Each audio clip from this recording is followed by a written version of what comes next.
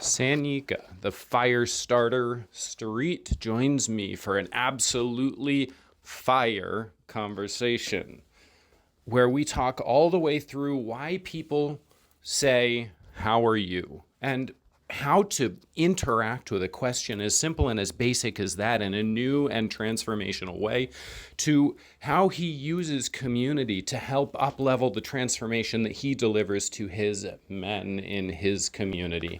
And right at the end, right as we're closing out, Sanyika answers a question about why he's in DC right now and what his responsibility to himself is in a conversation he's going to have with his own father. You cannot miss a minute of it. I'll see you there. Thank you so much for joining, Sanyika. You and I have now been working together for several months, and I am delighted to be able to share you with my audience. Would you like to introduce yourself? Yes, yes. It is an honor to be here on the Elements of Community podcast with you, Sir Lucas from the House of Ruth. You get powerful distinctions with me that you did not necessarily need to have a sword put on your shoulder to get. I do. So, I kind of feel like there was a sword involved there, like tap on the shoulder. got it. So, for those of you who do not know me, and for those of you who do know me for shits and giggles, my name is Sanyika. I'm also known as the Fire Starter. My last name really is Street. I am currently coming to you live from another section of the Street household on the East Coast, which is where I grew up in the Washington, D.C. area. Shout out to the DMV. And we call it the DMV not because it's the Department of Motor Vehicles, but because the two states that border Washington, D.C., Maryland, and Virginia are synonymous with the area. So That's kind of cool. yeah, It makes you know, perfect sense, but I never would have thought of it. for sure. I mean, DC is a city that's never going to be a state until somebody makes it a state. That isn't a state until somebody makes it a state. So it was pulled from land of Maryland, and Virginia is across the river. So, it's an interesting geography, and it's a swamp. So I'm sure people who believe in who follow politics deeply believe that it is also a swamp for political reasons, but I'm not going to get into that right now. What I will say is that I'm a proud son of this area, and I'm a proud son of William Donnell Street and Diane Street. First and foremost, I am a son. I am a husband to Katie, my wife. I'm a father to Elijah and to Ezra. I'm a human, first of all. And one of the most important things that I see when I ask people how they're doing is they immediately tell me how their business is doing. Mm. And business is really great. And I'm like, are you your business? I'm a man. I'm all the things that I previously mentioned. And I'm a very curious guy that is looking to see how far he can push his skin suit while he's living on this planet. Mm-hmm. You know, so I am also the CEO and founder of the All In CEO, which is a men's development company. We teach business and leadership, and we do some really powerful, impactful things, which we can get into and talk about. But I'm very proud of the work that you and I have been doing, Lucas. Yeah. I'm very proud of who I am in this world. Mm. I'm very proud of the man that I have become, who I've become. And it's really beautiful because of the fact that I am in DC. But one of the things that I needed to do felt like I needed to do in my journey is I needed to go on my walkabout and moving to LA so that I could find out who I really wanted to be. Because being here around family, the magnetic gravitational pull, I have conversations often about escape velocity, and escape velocity is the minimum amount of force necessary to escape a gravitational field. Keyword, minimum. Mm-hmm. If you're trying to get out of the gravitational field of anything, and gravity as an analogy, but if you're trying to remove yourself or to shift from one way of being to the other, all you need to do is the minimum, right? The maximum can get you to extraordinary heights, but all you need to do is the minimum. For me, the minimum amount of force that I needed to execute was to leave DC. And it was leaving DC that I went on my walkabout, as they use in Australian terms, as somebody who is on their journey to become a man. And I use words like initiate because we have a process called the initiation. but I needed to go on my journey. Mm. And these past 17 years have been the most powerful initiation that I could have ever asked for. And the distinction between surviving something and being initiated is choice. And I chose to go on this journey, and it is a powerful journey. So I'm glad to be here with you. That's amazing. Couple things. One, how many people ever actually answer the question, "Are you your business?" with yes? I've never directly asked that, but I will say that I think it often. Mm. And I ask it in a less confrontational way. So I ask this conversation with men. I get this from men more so than women. I feel women are more intrinsically aligned to how they feel as an individual. But if I ask a guy how he's doing, a guy will, sometimes the guys posture themselves around business. Now, I would imagine that one of the reasons that guys could posture themselves around their business is because they see a guy like me and they feel like they need to stand up or measure up in some way, shape, or form, either because of my physical size or because of just the way that I present myself. They'd be like, Whatever, "Who's this?" man. You're only this big. Right on the Looking at camera, it's you just right like, now, you're this big. right, exactly. It's like, who are you? But I'll say, "How is the man doing?" I say, "How is the man? How are you, the man?" And then they go, "Well, I'm good. Everything is good."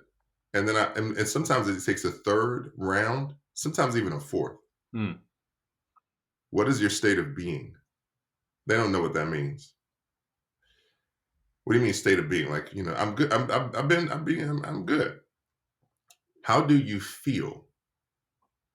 And so the reason why I asked this, why this is this I engage in this round, and not again, I don't necessarily go 4 layers deep with everybody that I meet, but one of the reasons I think this is so important is because who you are, how we show up in what we do is intrinsically linked to who we are.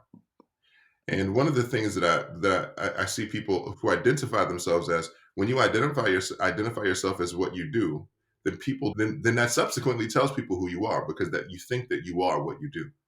And I am not what I do. I am who I am. Mm. And and so the I am statement, right? State of being. What is your state of existence? It is the I am. And so I am, you know, I am at a foundational level. I am this beautiful confluence tapestry of all these experiences and ideas.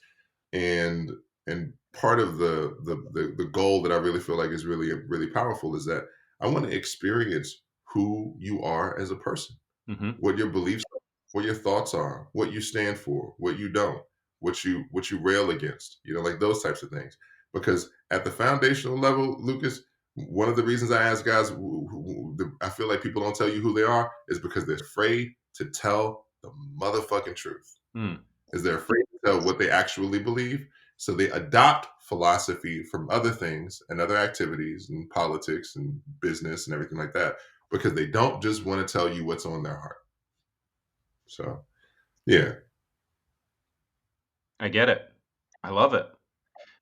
You know, there are a couple of different ways we could play with that.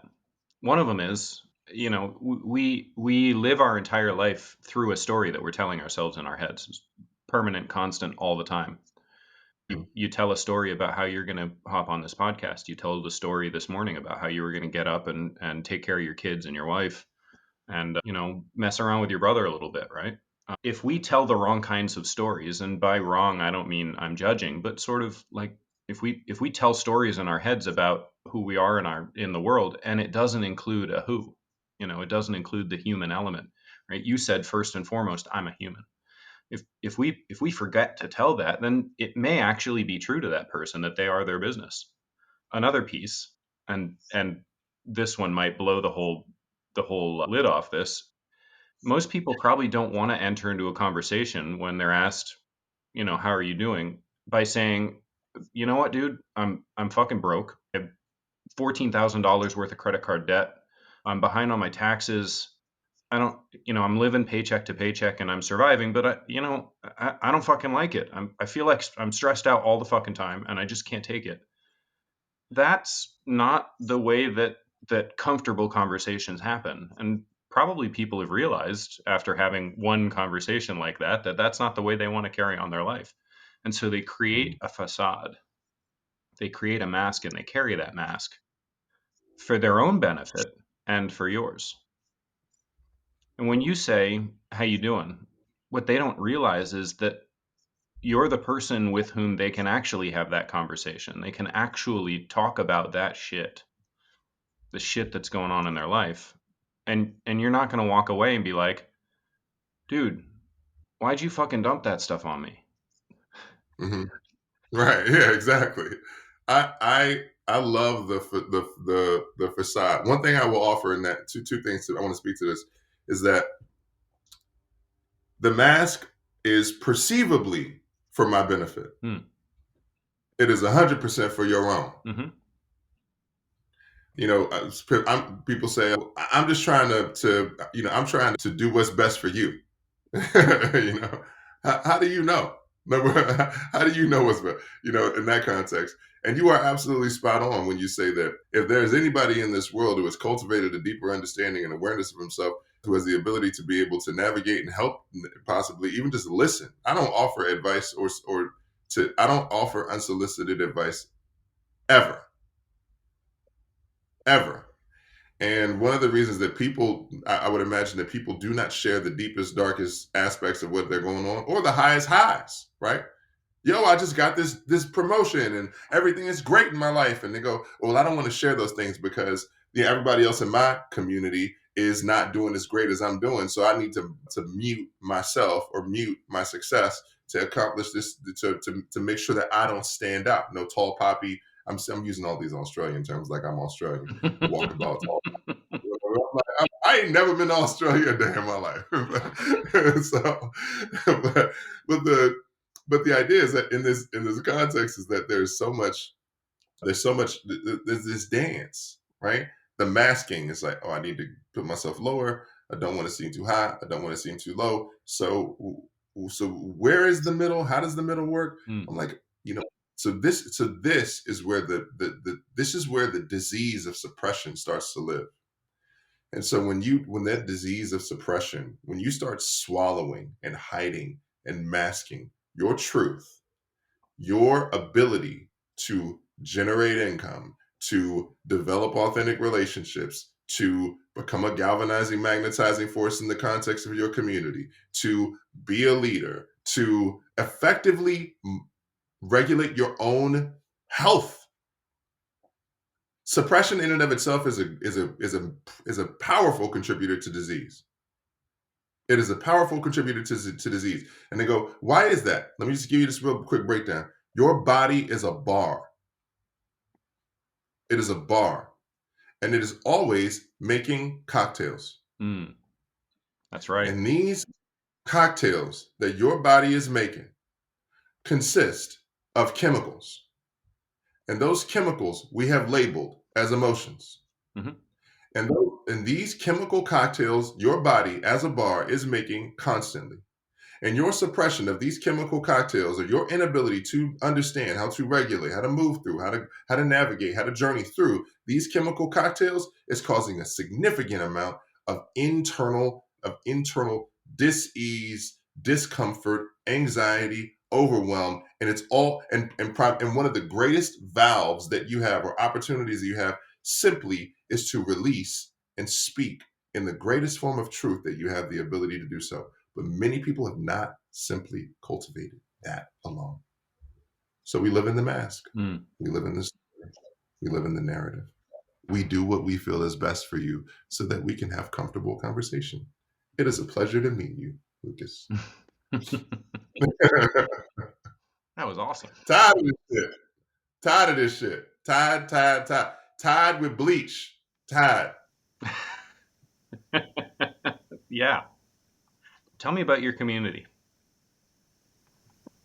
I know of at least two of your communities. Which one do you want to talk about?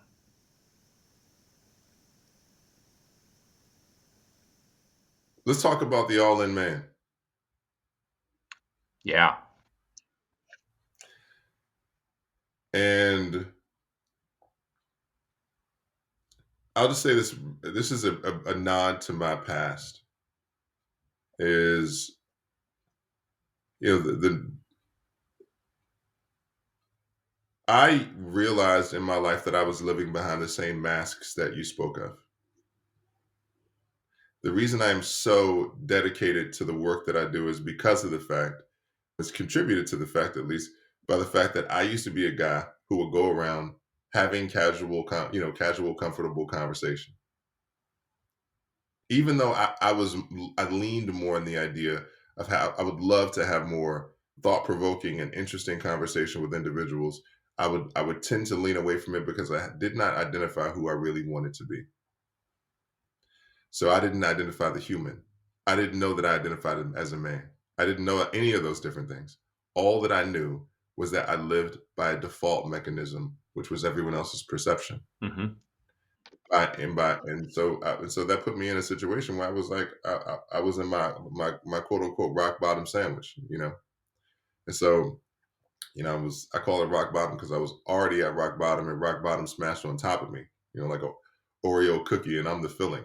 I'm financially broke, emotionally broken, 2 DUIs, girlfriend's paying the bills, 40 pounds overweight. I mean, my life is literally just boom, like a mess. Hmm. And that was some of the hardest periods of my life. But one of the things that I realized is that everybody pays tuition, and that was part of my tuition. And when you step into a learning process about who you choose to be, when you step into a process of being where you feel like you're being challenged, when you step into a process where you feel like you're being, when you're in a relationship situation, a financial situation, any of those different situations.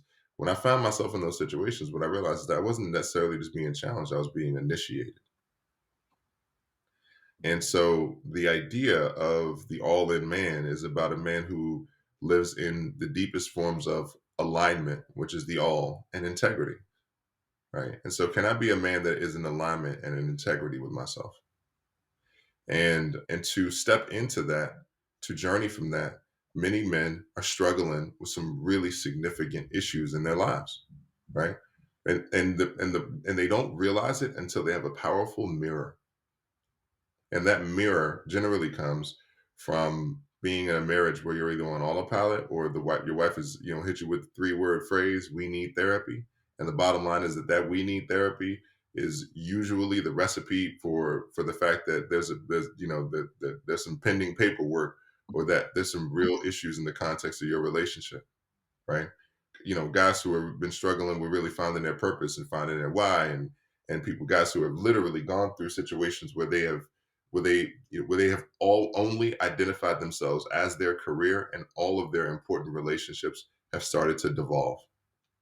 And so the community that I have built is about men who literally are who are in that awareness that there is a greater level of purpose, of honor, of intention, Hmm. that of reverence for their lives that they get to step into. And my invitation is, look, man, if you are at that point in your life, then it's time for you to go all in. And my mission on this planet is to initiate 1 million men into their greatness. That is it. Is initiate 1 million men into the next level of their greatness, and to continue to build a world where men who step into greater leadership, who step into greater awareness of who they can be, literally become champions of what's possible in their lives, and become protectors of women, of children, and they can achieve the highest levels of success that they want to achieve in their lives. Hmm. So the work that I do is with men to step into the next level of their lives, and it's been the most profound work that I've ever done. That's beautiful. So it's not necessarily about telling everybody you speak with that you're in debt and you're behind on your taxes and you're living paycheck to paycheck. It's about being able to have that conversation when it's invited, Hmm. right? So it's not always, but it's also not never. Yeah, yeah, And the and people and who that, are yeah, broken are the ones who are on the two ends of that extreme, right? The always is and the nevers.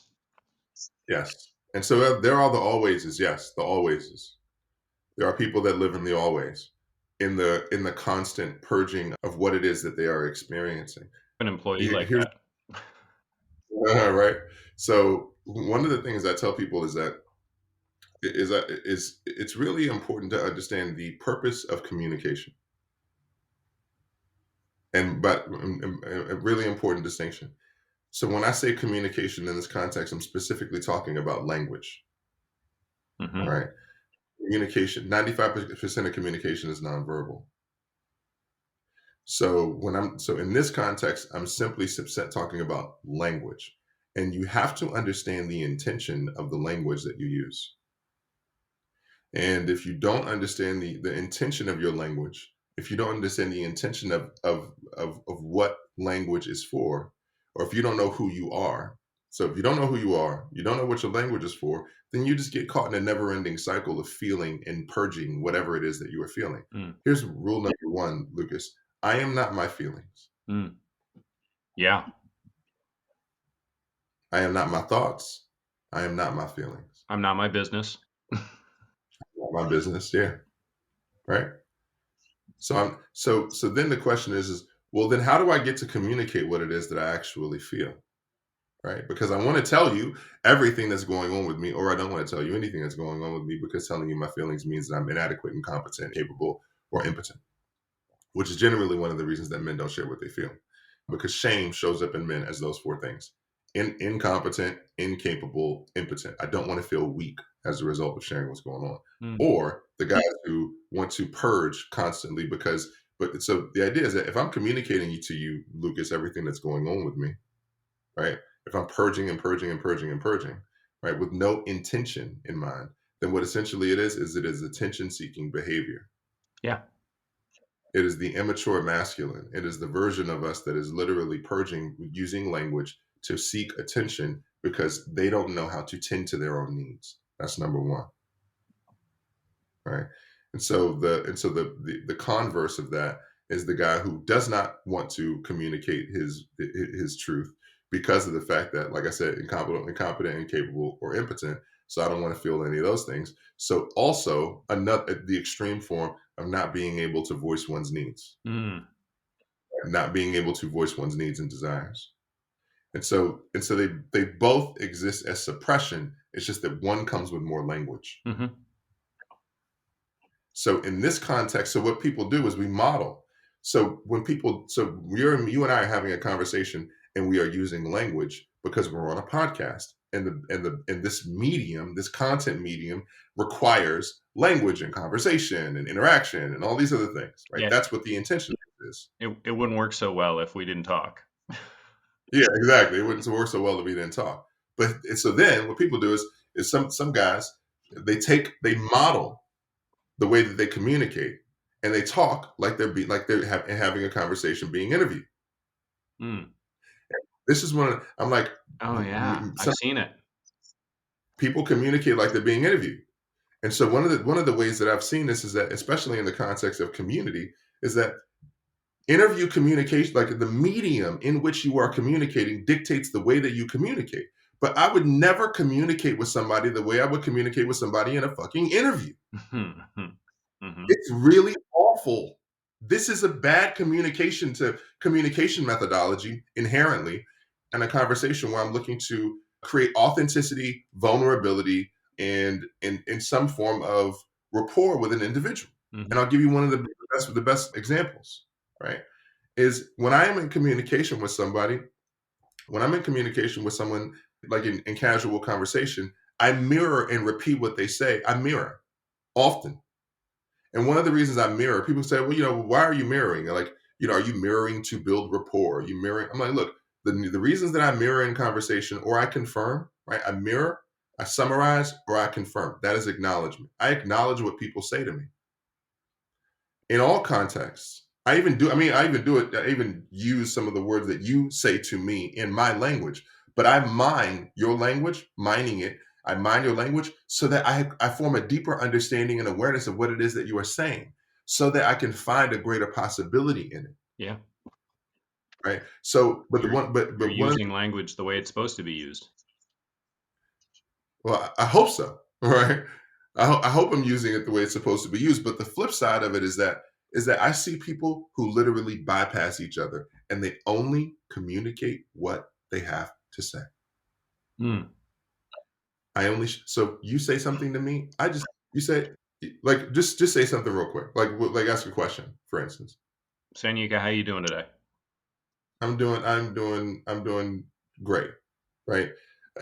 Maybe this isn't the best example, but the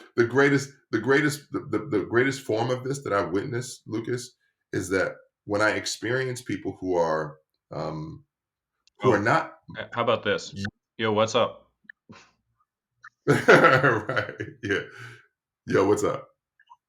Right, just nothing. Everything is going on with my business. We just did this project, and then the narrative just goes on. Mm. Right, we just did this project, talked about this thing, we're just doing this thing, and I believe that one of the greatest, most beautiful components of language, especially in the context of creating community, is that language is used to build relationship. Mm-hmm. Language is for relationship. And for the people who either incessantly communicate, meaning like who only communicate what it is that they have to say, who don't ask questions, which is the greatest crime against humanity and relationship that ever existed. Oh yeah. It is the greatest crime. This is part of interview language, right? You say something, I say something. You say something, I say something. If you say something to me, Lucas, and I ask you a question about it, how do you feel about that?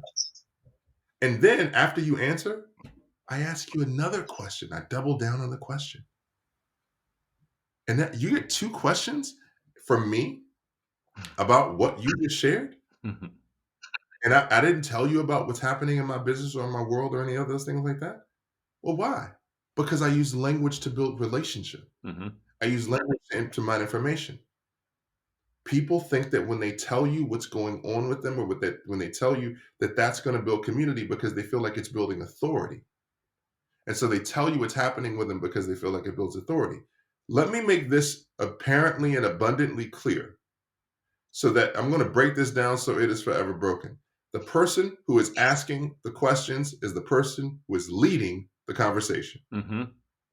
So if you would like to find yourself in greater leadership and capacity of any other areas of your life, stop fucking talking to people about everything is going on in your universe and start asking questions. The person who is leading this conversation that you and I are in is you. I just want to make that abundantly clear, right? It does not diminish, take away from me. Not at all. It means that you are in leadership of this conversation, and I default, surrender, and submit to your leadership in this conversation. That is it. But there's so much bullshit about people who just want to communicate what they have to say, and then they want to know why they're extricated from community, why they don't have community, why people don't want to be around your monkey ass sometimes, and why the hell you're trying to figure out why you can't get further ahead in the areas of which that you're looking to get ahead in. It's because you're trying to use language to create authority subconsciously. But that's not one of the most effective uses of language. Leadership has been modeled ineffectively for you. Boom. I could go on in this context, but I just want to default to that. That was beautiful. Oh, to summarize, because that was amazing. People need to hear that twice. In fact, probably people should listen to that section twice or three times themselves, hear from you. But to summarize, community is built via relationships. Relationships are built via communication. The most powerful way to build relationships and the most powerful use of the tool of communication is asking questions and listening. And by asking questions, you are demonstrating and giving yourself an opportunity to exercise leadership and building that relationship because, and this is true, every single person wants to feel seen and heard, every single person. And the best gift you can give a person is to see them and hear them. And that's what you do, Sanyika, and you model, and you bring men into through your leadership.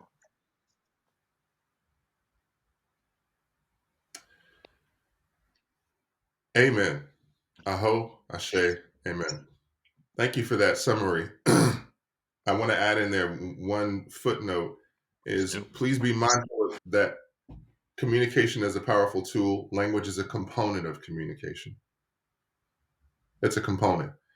The other aspects of our communication, energetic, physical, like nonverbal communication, is the other component of it is silence. yeah. While we are in this interview, we are having a conversation, we are using language, we are sparring or sort of volleying language back and forth. But the other component that I use in my normal conversation is silence. You will create exponentially greater results in your life if you literally learn this one powerful phrase: shut the fuck up. Just shut up. To you. Not from you. To you. Yeah, to you. Right, right. So when you speak to me, I I generally speaking, and I would say it takes I take about a 2 to 3 second pause in general when I'm receiving information to absorb what someone just said. And that pause, because I used to be impulsive, I would literally just many times just respond, right? Shit, you Um, probably started responding before they were finished speaking. right. Yeah, I know how that yeah, feels. yeah. Or and then they respond before someone's speaking, and then the idea is like, well, I'm going to respond before someone's speaking, and or I'm just going to hold on to that thing that I feel like I really need to say. Hmm. So I'm going to stop listening because I don't want to lose the train of thought that I just had. But there's something beautiful that's happening in you, Lucas. Even in this moment right now, like I'm tapping into, like just my connection with you. And whatever's happening with you, if I can shift my internal compass to being more concerned, more aware, more curious about what's happening with you, what's happening in you, what's being said and what isn't being said.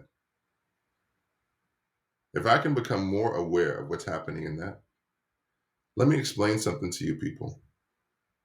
For those people, it boosts your authority.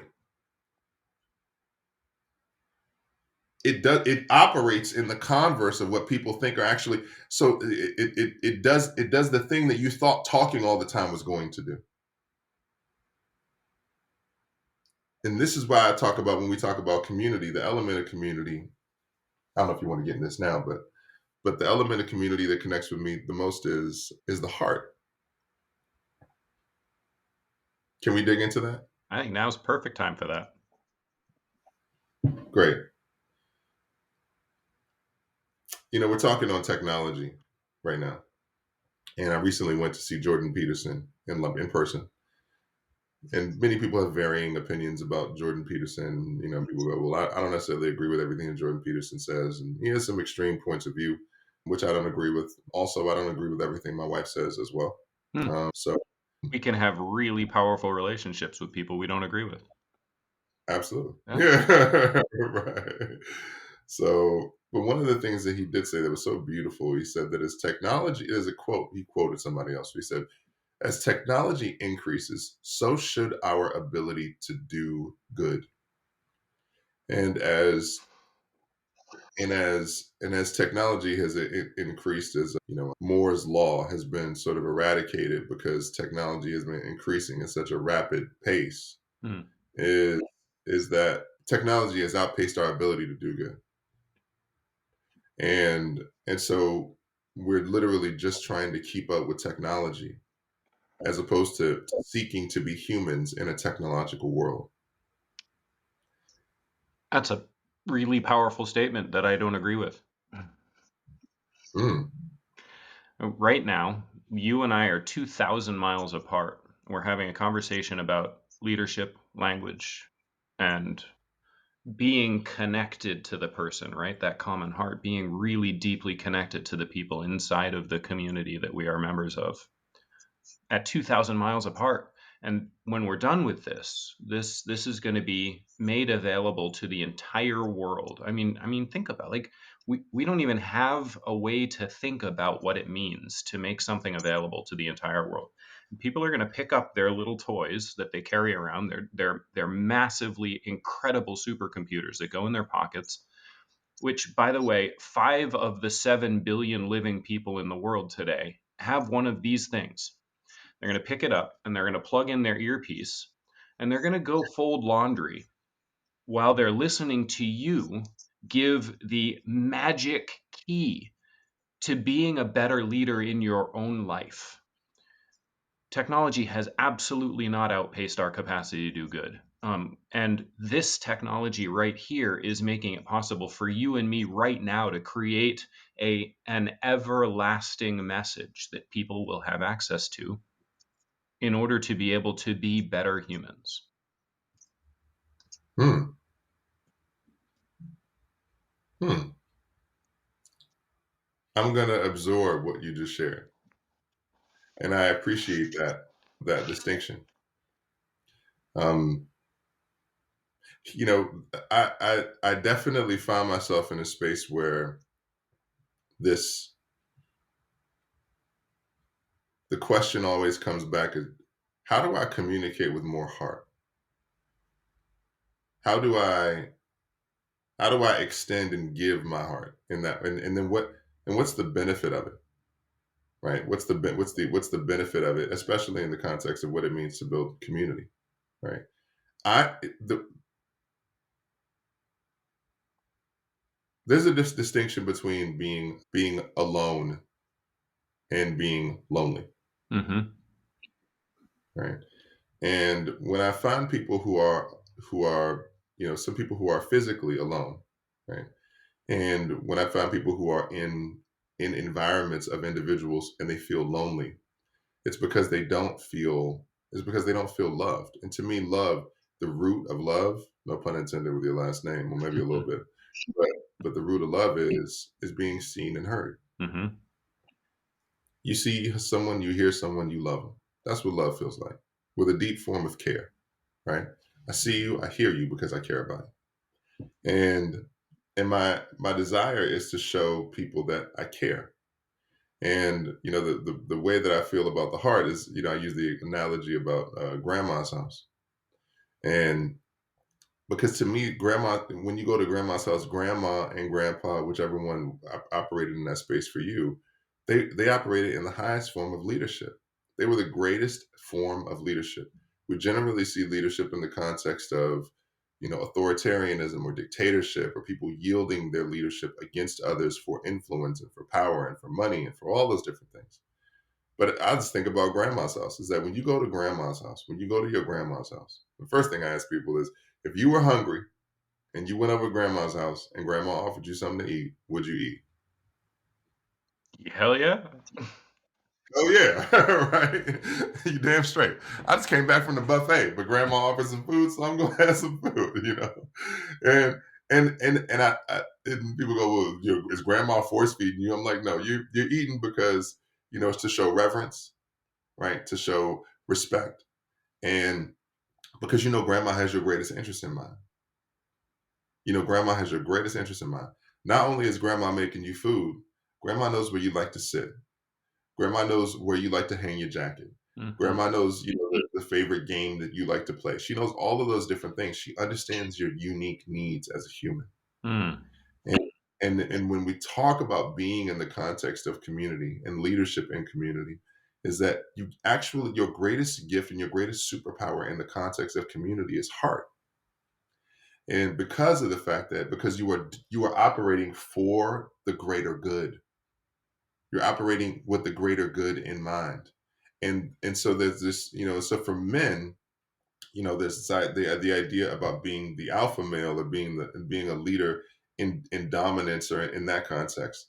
And even the guy, you may be familiar with the guy who came up with the concept of the alpha male. He did a TED talk basically debunking it, because somebody was saying about about the alpha male is the one who's in front, it's the one who's the most dominant, it's the one who's all this other kind of stuff. I'm the alpha in this context. I'm the leader. I'm the boss. And And so I was having a conversation with a leadership team, and this guy was talking to me, and he said, I don't. He just got promoted into a leadership position. He was a he was like a freelancer and a producer in a movie studio, and then he got promoted into a leadership position. He was like, I don't feel comfortable being on top, and I said, on top of the hierarchy. I said, oh, for real? He said, yeah. So I don't feel comfortable being on top of the hierarchy, like being a leader. And then I said, can I offer another look on that? He said, yeah. I said, instead of looking at leadership like this, like the hierarchy like this, Mm. how about you look at it like this? And then I turned my hand from vertical to horizontal. Yeah. And I said, how about it like this? And then I said, is the leader in the front or in the back? And then he said, in the front. I said, are you sure? And then he goes, I said, the leader is wherever they need to be. That's right. And the reason that the leader is wherever they need to be is because they are tending to and understanding the individual needs of the people in the group. And then so if some people listen to this analogy, they go, well, I have leadership that's not doing that. Well, that's ineffective leadership. That's ineffective leadership. It's not effective leadership. If you are in an environment where people are not tending to your individual needs, then that's ineffective leadership. And here's the other component. If you are in an environment that is where you are surrounded by ineffective leadership and you are not speaking to the ineffectiveness of the leadership, then that is ineffective leadership in you. Mm-hmm. And so we get to rise, and this is in one of the best ways I've seen, the most powerful ways I've seen this is in marriages and in relationships. I'm telling you, man, I had a conversation with a client a couple days ago with him and his partner. And on a Zoom call, I had them going through an exercise where they were looking at each other, and they were interrupting each other, both of them, Mm-hmm. interrupting each other, communicating what they felt with little to no intention other than voicing what it is that they wanted to say. They didn't know how to effectively communicate their needs. They didn't ask each other questions. They didn't refer to each other in first person. It was like I gave them a prompt, and I said, here's the prompt. The prompt is, the way that they were grading each other in the context of the relationship, and I was like, the prompt is, as it relates to our relationship, the way that I feel about our ability to show each other affection is blank grade, right?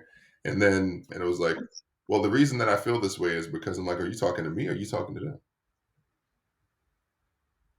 Because if I was talking to you, I say, Lucas, the reason that I feel this way is because X, Y, and Z. Mm. But there was so much fear in addressing each other directly, right? There's so much distance. There's so much.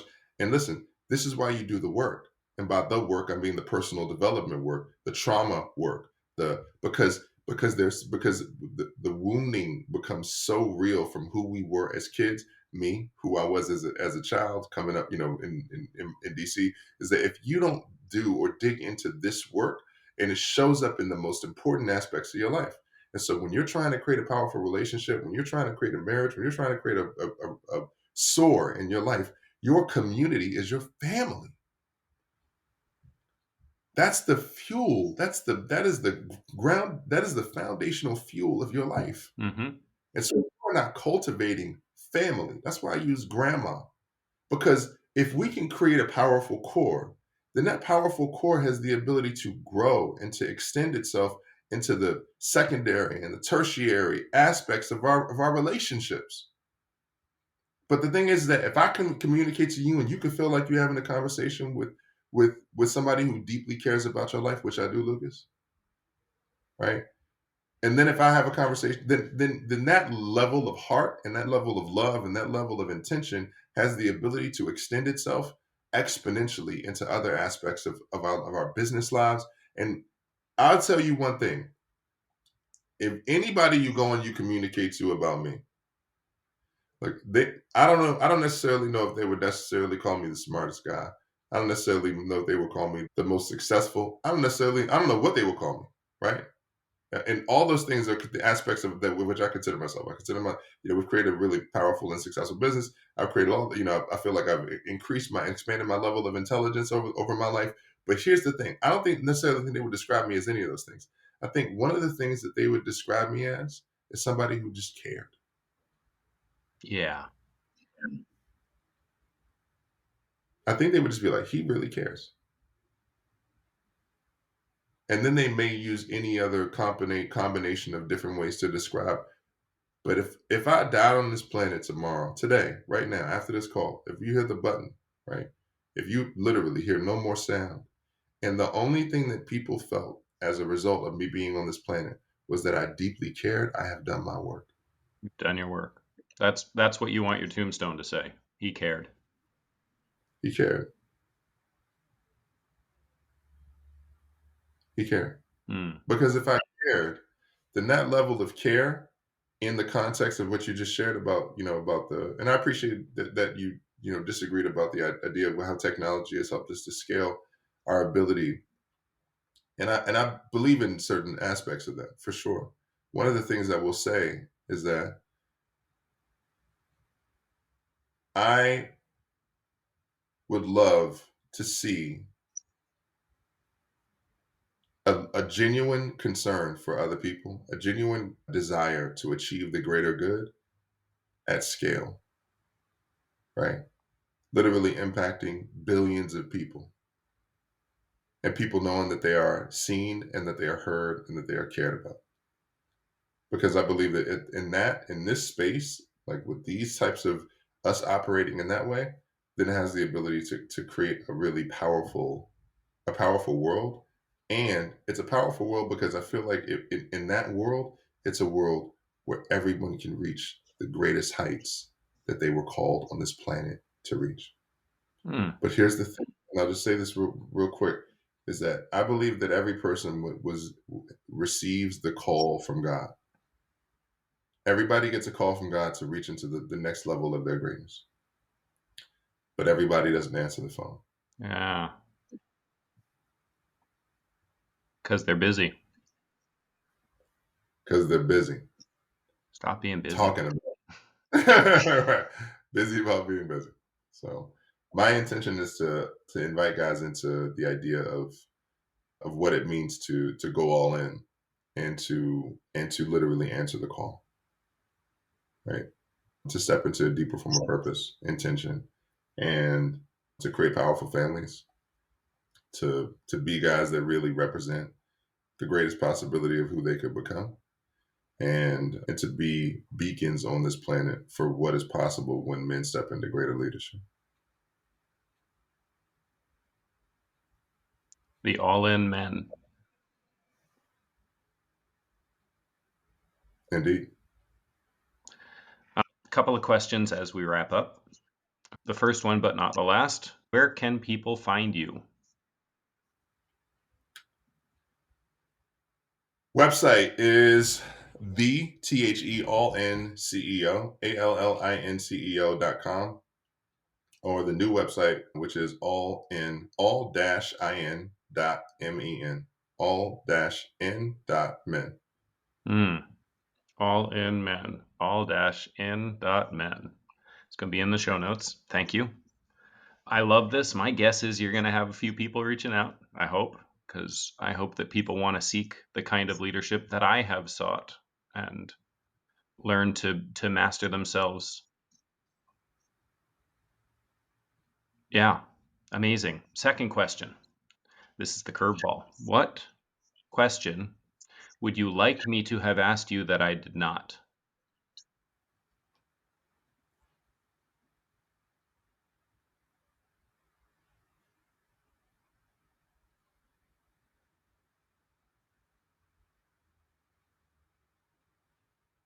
Why do you only work with men?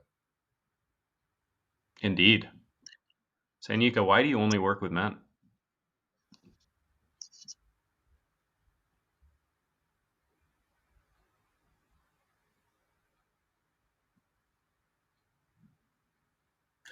You know, I had a train of thought, and I found a better train of thought in response to that. Well, number one, the primary reason is because I am a man.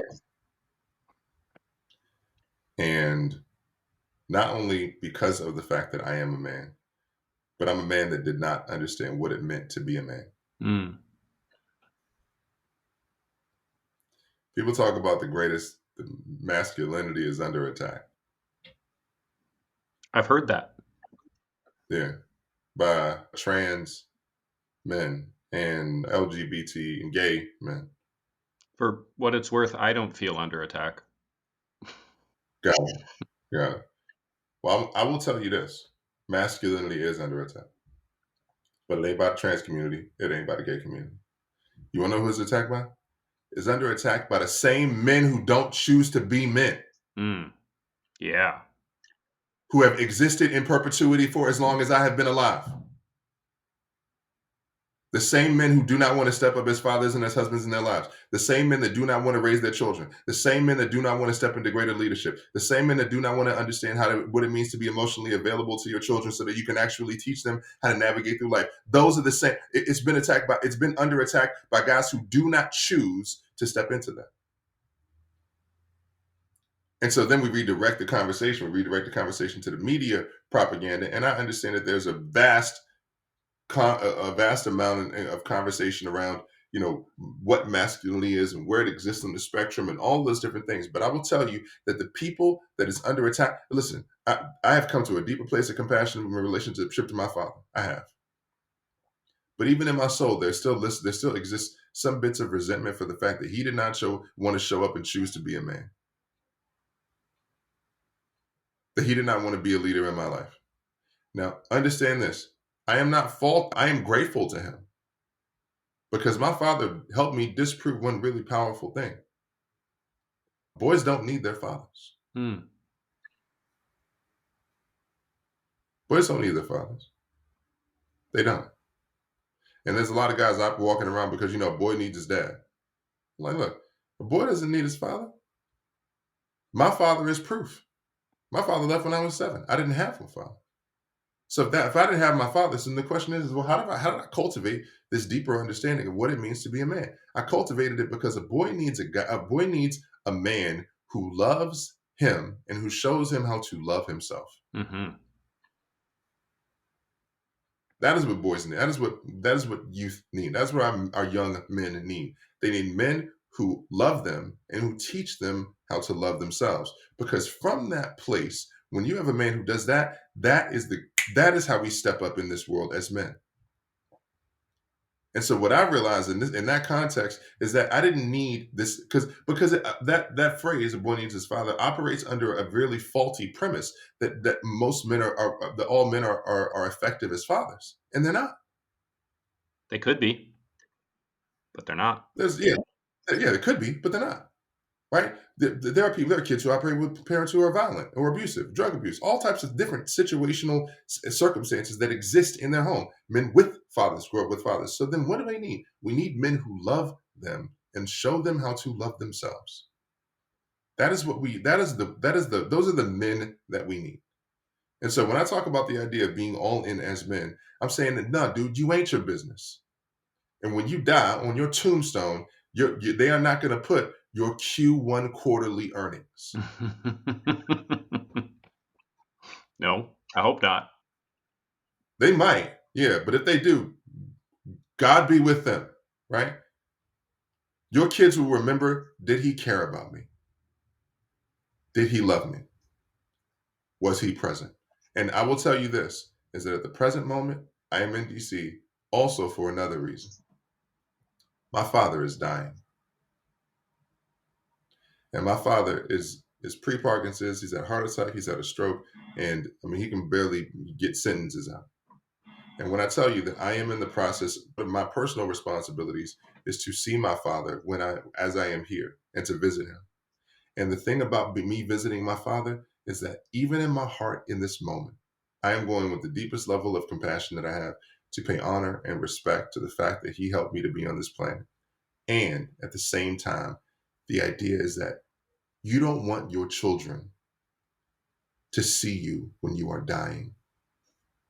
and to know that you didn't give a shit about their life? You're damn right I don't. That is not what you want. Yep. I want he cared. I want it to. And even with me going, even with me being up there, even with me being present, is that if you want your kids to live into the legacy that you believe, to honor your family and your family's name and heritage, to live as a reflection of how you showed up in this world, then it is time for you to go all in. It's time for you literally to show up as the man that you know you need to be.